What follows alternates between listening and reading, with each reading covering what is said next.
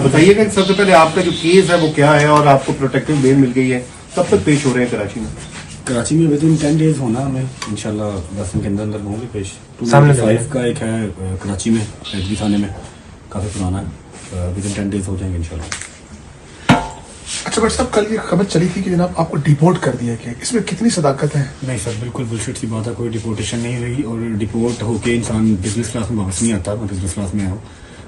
मेरा वीज़ा ज़रूर कैंसिल हुआ क्योंकि उनको यहाँ से कुछ होम ऑफिस को यूके बहुत स्ट्रिक्ट है इन चीज़ों को लेके। होम ऑफिस ने रिक्वेस्ट की है कि इस पे 295 का केस है, फिर और भी ब्लास्फेमी के केसेस हैं, जिसकी वजह से उन्होंने मेरा वीज़ा कैंसिल कर दिया। मेरा 7 साल का वीज़ा था, बट मेरे जो वहाँ के सॉलिसिटर हैं, जो मेरे लॉयर वहाँ के हैं यूके के, उन्होंने एडमिनिस्ट्रेटर जो है ना वो रिव्यू को चैलेंज कर दिया हुआ है। इंशाल्लाह होपफुली जो हमारा वीज़ा रहता है वो रिवाइव हो जाएगा, वापस आ जाएगा। अच्छा, हमने देखा कि डक्की भाई को एक बिग ब्रदर की मदद मिली, क्या आपको इस सीन में किसी बिग ब्रदर की मदद मिली है? मैं ये मेरे वकील साहब बात करेंगे, मुझे ऐसा किसी को। अच्छा आप बताएं, आपको क्यों वहाँ से आपका वीजा भी रिवोक किया गया और क्या वजह क्या बनी है? नहीं, सोशल मीडिया पे चल रहा है कि मेरा भी वीजा रिवोक किया गया। मेरा वीजा नहीं रिवोक किया गया, मेरे पास ब्रिटिश सिटीजनशिप है और मेरे ऊपर भी 2 FIR हैं। एक जो डक्की वाली है 196/25, उसके अंदर उन्होंने मुझे पिछले में डाला हुआ है उस FIR के ऊपर। अच्छा। और जो दूसरी FIR मेरे ऊपर है वो 252/25 है, वो भी जो गैम्बलिंग की मेरे ऊपर FIR दी हुई है।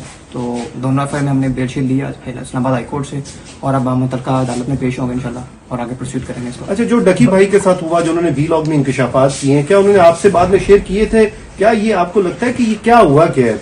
मैं जब डक्की से मिलने गया था तो हमारी ज़्यादा बातें नहीं हुई, बस जो बातें हुई वो मैंने सोशल मीडिया पे बता दी थी कि जो कुछ चला है, और बस बाकी कुछ चीज़ें हैं वो इंशाल्लाह वक्त जब आएगा तो बताएंगे। तो उस दिन उस टाइम आपको भी नोटिस आए थे, समन वगैरह? नहीं, मुझे नोटिस नहीं आया। मैं जब उसको मिलने गया था तो मुझे उन्होंने डिटेन कर लिया वहीं पे और मेरे दोनों फोन ले लिए और मुझसे ज़बरदस्ती उन्होंने साइन भी करवाए, मुझे गाली शाली भी दी उन्होंने, लेकिन कोई नहीं। बाकी अपना बाद में मेरे वकील साथ थे, हमें छोड़ दिया गया और उसके बाद हम वहाँ से चले गए। अच्छा बट साहब ये बताइएगा, जैसे आप कह रहे हैं कि हमारा वीजा रिवाइज हो जाएगा, तो आपको उम्मीद है कि आप वापस फिर जा सकते हैं या फिर वही है ECL वगैरह में करना?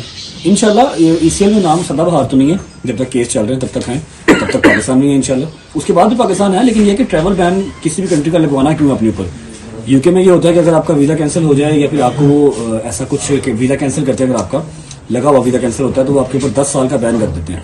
तो बैन नहीं लगवाना किसी भी कंट्री का, आपको विजिट के लिए कभी भी नहीं जाना पड़ सकता है, जिसकी वजह से मैंने चैलेंज किया। अदरवाइज तो कर देते बैन, रहना मैंने पाकिस्तान में ही।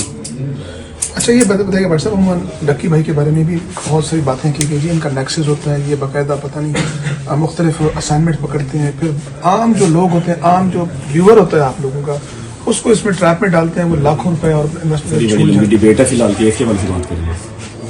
आपके ऊपर जो FIRs हैं उन पे आपने लिखा कि पिटीशन है उसका भी कि फॉल्स है, मेलाफिडी है, तो क्या केस क्या है, थोड़ा उसके हवाले से बताएंगे। वकील साहब बात करेंगे, एक नहीं है वो वकील साहब की इस बारे में बात करेंगे। मैं अभी कोई जैसी गलत बात करना नहीं चाहता। चलो ठीक है,